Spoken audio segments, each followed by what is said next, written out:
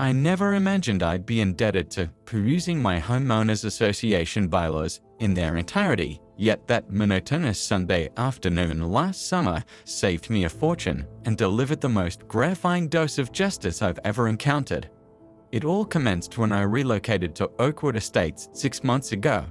The neighborhood appeared idyllic, well-kept lawns, exquisite communal areas, and an orderliness that appealed to my detail-oriented nature.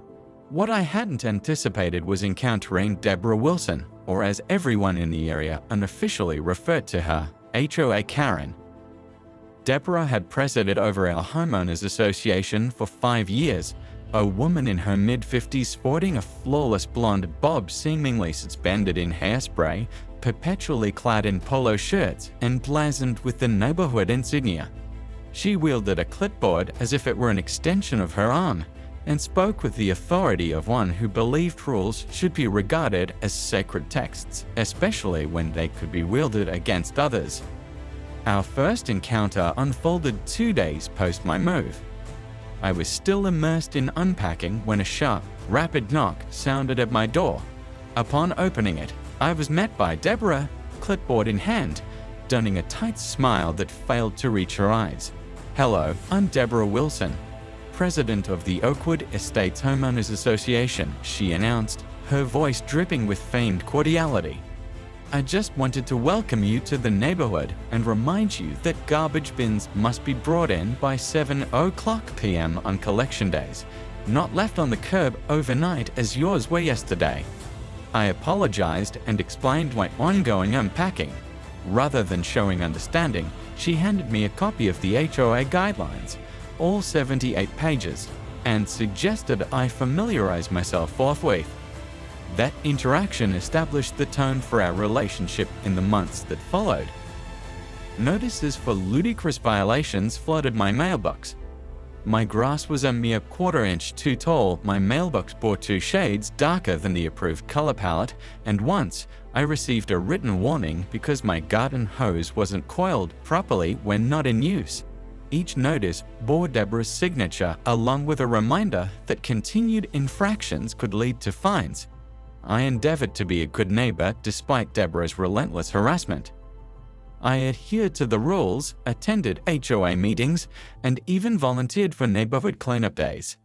During these interactions, I discovered I wasn't alone. Nearly everyone had a Karen story, but most residents seemed too intimidated to confront her.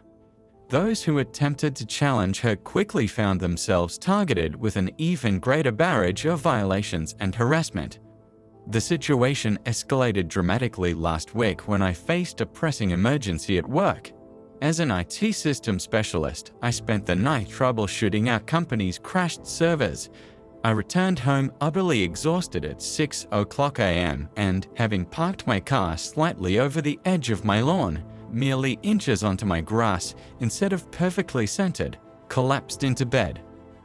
I slept until late afternoon and upon waking, discovered 3 missed calls from an unknown number and an email from Deborah with the subject line "Urgent Vehicle Violation and Imminent Removal."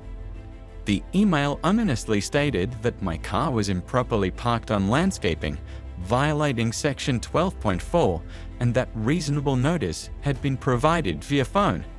Since I hadn't responded, my vehicle was set for removal at my expense. I dashed to the window and, to my fury, saw that my car had vanished.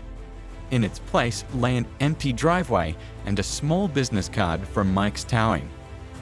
Fuming, I called the towing company immediately, only to learn that releasing my car would cost $300 in cash. "This is surely a mistake," I protested. "She can't just have my car towed from my own driveway." "Look, man, we just do what we're told," the dispatcher replied coolly. "The HOA has a contract with us, and the president called it in. You'll have to take it up with her after you paid the fee." I was incensed, but also sensed something was off. Having read those 78 pages of HOA bylaws, partly out of obligation and partly due to my nature, I couldn't recall anything granting the HOA president unilateral power to tow vehicles from private property without following a due process. Instead of rushing to reclaim my car, I decided to do some research. I retrieved the HOA documentation and pinpointed exactly what I suspected.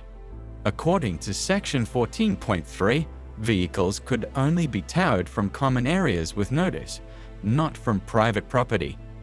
Furthermore, any action requiring the removal of personal property necessitated approval from at least 3 board members after a documented history of violations for the same offense. Armed with this knowledge, I highlighted the pertinent sections and took photographs of my driveway, clearly showing it was my private property. I then called the non-emergency police line to report what I now recognized as an illegal towing. While waiting for an officer, I forwarded the documentation to the entire HOA board, including Deborah, along with a formal complaint about the abuse of power. When Officer Rodriguez arrived, he expressed initial reluctance to involve himself in what he termed a civil HOA matter. However, upon reviewing the bylaws and comprehending how Deborah had circumvented proper protocols, his demeanor shifted noticeably. So she authorized towing from private property without the appropriate board approval and with no legal authority to do so. He asked, his expression turning serious. That's no longer a civil matter. That's conversion, essentially theft. Let me make some calls. As the officer called the station for guidance, a silver SUV screeched into my driveway, revealing a furious Deborah, her face a deep crimson. She approached us, clipboard clutched against her chest like a shield. What is happening here? Why is there a police car in front of this property? She shrieked. Officer Rodriguez kindly introduced himself and relayed the situation. Deborah, defensive, shot back, I am the Homeowners Association president, and I have full authority to enforce our regulations. This resident's vehicle was in clear violation of landscaping codes, and he ignored multiple attempts at contact. Ma'am, I've reviewed the HOA bylaws, and they don't grant you that authority. Officer Rodriguez replied with composure. Towing from private property requires board approval and documented repeat violations for that same offense. Did you obtain that approval? In the face of his inquiry, Deborah's bravado weakened. Well, as president, I act in the community's best interest when other board members are unavailable. The violation was evident. Did you obtain the required approval from 3 board members as mandated by your own bylaws? The officer interjected. No, but. Then you've authorized the removal of private property without legal authority to do so, he stated. I'm going to need you to contact the towing company immediately and arrange for the vehicle's return at no cost to the owner. Deborah's indignation flared. Absolutely not. He violated the rules and must face the consequences.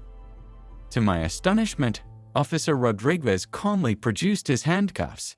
Ma'am, if you refuse to rectify this situation, I'll have no choice but to place you under arrest for theft by conversion. This is no longer an HOA matter, it's criminal. Deborah turned pale. You can't be serious. I'm enforcing neighborhood standards. Being the HOA president doesn't exempt you from the law. Your bylaws are a contract, and you violated that contract while depriving someone of their property. Last chance, will you contact the towing company and arrange for the immediate return of the vehicle at no cost? As Deborah crossed her arms defiantly and refused again, Officer Rodriguez calmly secured her wrists in handcuffs, an unforgettable scene unfolding. She appeared as if she might faint as he recited her rights, while her face morphed through a spectrum of colors, culminating in deep embarrassment. At this point, a crowd of neighbors had gathered, their expressions a mix of shock and barely concealed glee at the spectacle. As Deborah was escorted to the police car, Officer Rodriguez reassured me that another officer would accompany me to the towing yard to retrieve my car without charge. 2 days later, I received a notice for an emergency HOA meeting. Arriving at the packed room, the vice president announced that Deborah had been ousted from the board following her arrest and the revelation that she had selectively enforced rules against residents she disliked while overlooking violations by her friends. To make matters worse, the treasurer revealed an audit had uncovered that Deborah had misappropriated HOA funds for personal expenses, specifically landscaping for her own property, all while claiming the expenses were for communal areas. She was now obligated to repay over $15,000 and would face further charges for embezzlement. As the meeting wrapped up, I received a text from my neighbor across the street. Deborah just got served with papers from the HOA lawyer on her front lawn. She's screaming about suing everyone. The look on her face is priceless.